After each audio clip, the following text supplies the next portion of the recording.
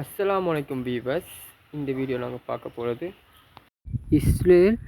Israel மற்றும் காசாவி செயல்பாடு அமைப்பு இடையில் சுமார் ஆண்டுகள் போர் நடைபெற்றது.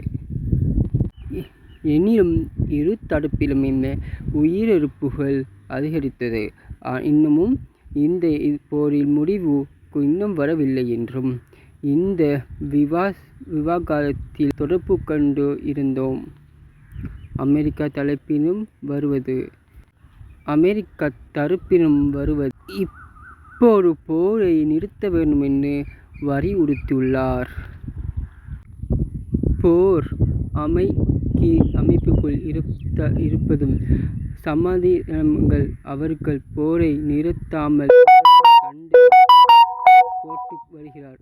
இதற்கிடையில் தான் இஸ்ரேல் மீது ஈரான் சாதுல் கிளாஜிலைகள் தரப்பில் தாக்குதல் நடத்தினர்.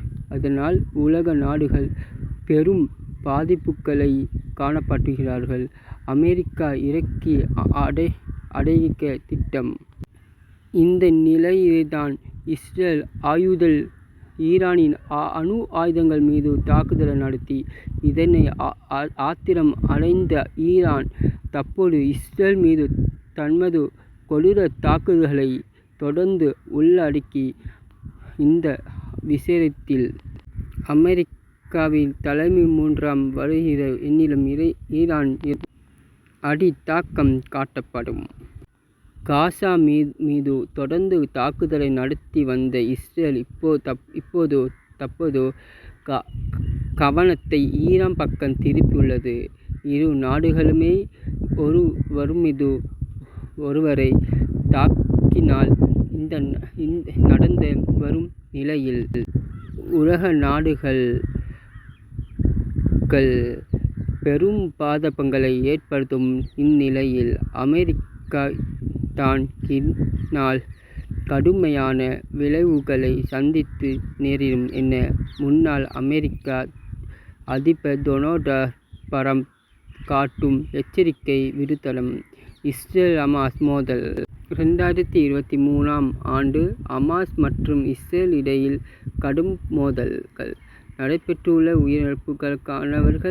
உயிரிழந்தவர்கள் ஒரு கட்டத்தில் பொறுத்துவித்தார்கள். ஒப்பந்தப்படி செயல்படுவதால் அதில் முற்றாக இஸ்ரேல் மீண்டும் ஹமாஸ் மீது தாக்குதல்களை தொடங்கிய நிலையில் பல உயிரிழப்புகளுடன் குழந்தைகளும் பெண்களும் முதியவர்கள் என பொதுமக்களை பெரும் பாதிப்புகள் உள்ளார்.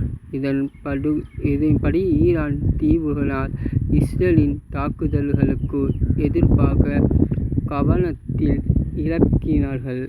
சமூகத்தில் ஈரானின் இராணுவங்களை யூதர்களின் செயல்முறை மையங்கள் ஆகியவற்றை இஸ்ரேல் வான்வழியாக தாக்குதல்கள் செய்துடன் மையங்கள் ஆகியவற்றை இஸ்ரேல் வான்வழியாக தாக்குதல். இதில் பல முக்கிய இராணுவர்களும் விஞ்ஞானிகளும் பலியானார்கள்.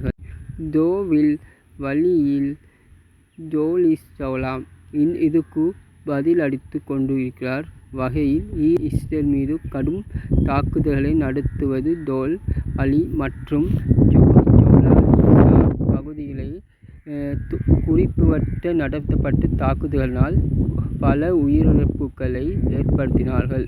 காசா அடைந்த தாக்குதலை தகவல்கள் வெளியாகியுள்ளன. இஸ்ரேல் ஈரான் மோதல் தீவிரமடைந்த நிலையில் அமெரிக்கா உள்ளடக்கிய நாடுகள் இஸ்ரேலுக்கு ஆதரவு தெரிவித்து வருகின்றன. இதனால் அமெரிக்கா, பிரான்ஸ், பிரிட்டன் உள்ளடக்கிய நாடுகள் மீதும் தாக்குதலை நடத்தப்படும் என ஈரான் முன்னறிவிப்பு வழங்கப்பட்டுள்ளது. குறிப்பாக இந்நாடுகளின் இராணுவம் மற்றும் கடற்படை தளபதி குறிக்கப்பட்டுள்ளது என்பதை எச்சரித்துவிடுகின்றது. அமெரிக்கா முழு பலசக்தி நாடு. இதுக்கு கடுமையானது உள்ளது. டொனால்ட் இஸ்ரேல் நடத்திய தாக்குதல்களில் அமெரிக்காவுக்கு தொடர்பு இல்லை.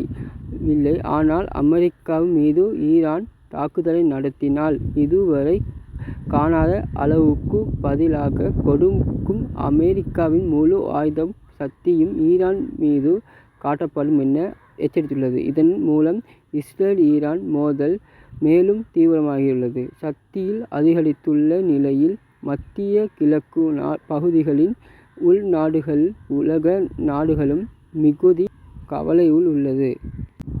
இந்தியா பாகிஸ்தானின் பணிவில் இஸ்ரேல் ஈரான் மோதலை முடிக்கப்படும் டொனால்ட் ட்ரம்பின் பேச்சு. இஸ்ரேலின் ஈரானின் போரை இந்தியா பாகிஸ்தான் மோதல் போல் முடிக்கும் கொடூரமான முடிவு போல டிபாரா நம்பிக்கை தெரிவிக்கப்பட்டுள்ளது. இரு நாடுகளுமே சமமான ஒப்பந்தத்திலும் கையெழுத்திட வாய்ப்புகள் உள்ள தாக்குதலும் குறிக்கப்பட்டுள்ளது. நாளைக்கும் இதேபோல் உங்களை வீடியோவில் சந்திக்கும் வரை நான் உங்களை ஃபர்ஸ்ட் லவ்.